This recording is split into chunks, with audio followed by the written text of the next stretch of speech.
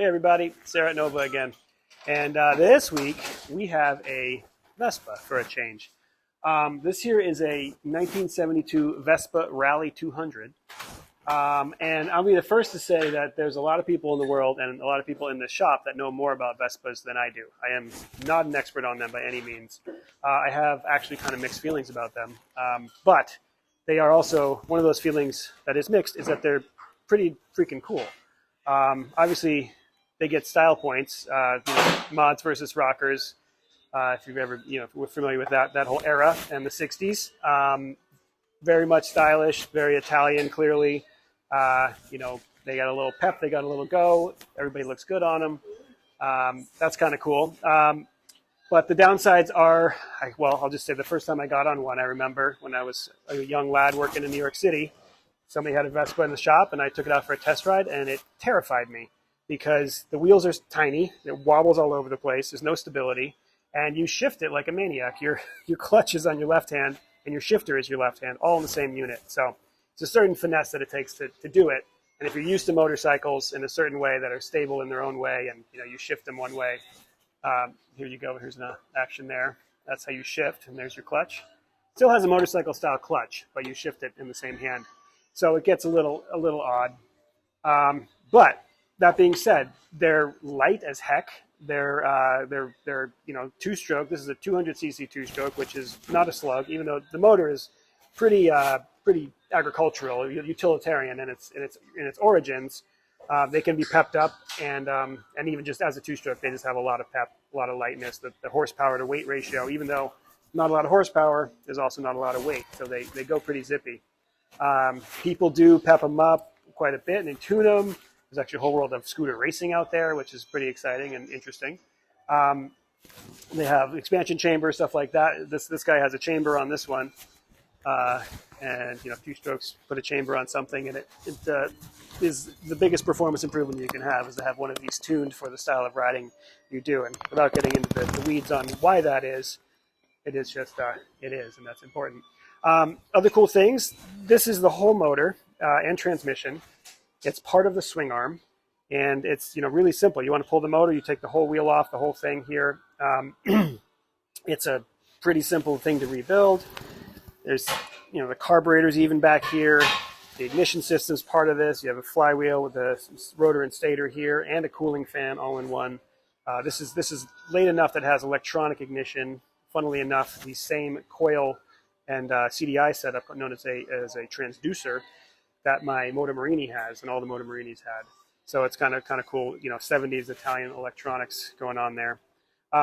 Very compact, and your gas tank is under your seat. There's also a little bit of storage under there. Foot brake, very utilitarian.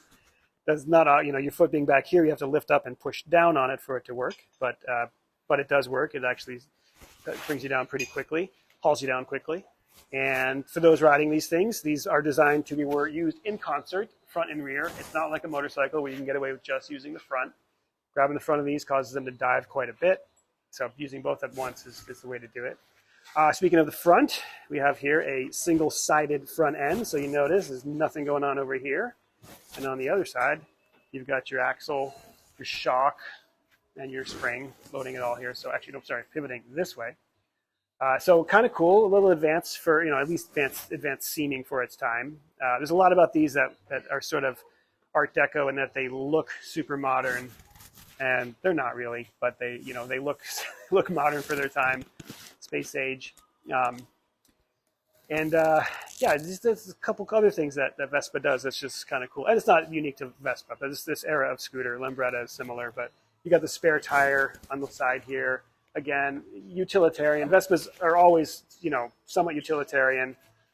They were born after World War II when Italy was recovering from the war, and like a lot of Europe, the factories had been bombed, and they didn't have the budget to do, kind of development that other countries were doing. So they built small utilitarian vehicles, and the population didn't have the money to buy things. So they made, cheap vehicles that were easy to make and had a very heavy utilitarian aspect to them. So you got to carry your spare because you never know where you're going to break down. But again, and being Italian, there's some style to it. The whole frame is just pressed, stamped steel pieces. easy to make on a an industrial scale. Not a lot of handmade stuff going on there. Yeah, so I don't know. I don't reached about the end of what I know about Vespas, but they're cool, and we have been getting more and more of them. So thankfully I have people who work for me who know a lot more about them than I do, and we have somehow ended up on the Vespa Owners Club, the American Vespa Owners Club website, as a source for working on them, which is great because we love working on them. I would say past 3 years, we've gotten a significant amount of them each season. And we get them from the small frames to, we've had the early 60s up until into the 80s is where we see them. So we get a bunch of them. Yeah, here's one. This one is actually a little hot rod small frame being the 125s. Oops, slip through. So you can tell it's a little bit smaller than that being the large frame. But same basic design. Engine's over here. And this one has a built motor in it and a different kind of carburetor. So we're doing some fine tuning on this. We've also done the whole cables on these and some fine tuning on it, and then that'll be ready to go. We should get some video of these both running so we can compare them side by side before they leave, because these both have this one has a built motor, that one just has the pipe on it, but they do sound different than the stock ones, and it's kind of cool to compare those things. So yeah, we're doing more and more Vespas every season, and we're liking it.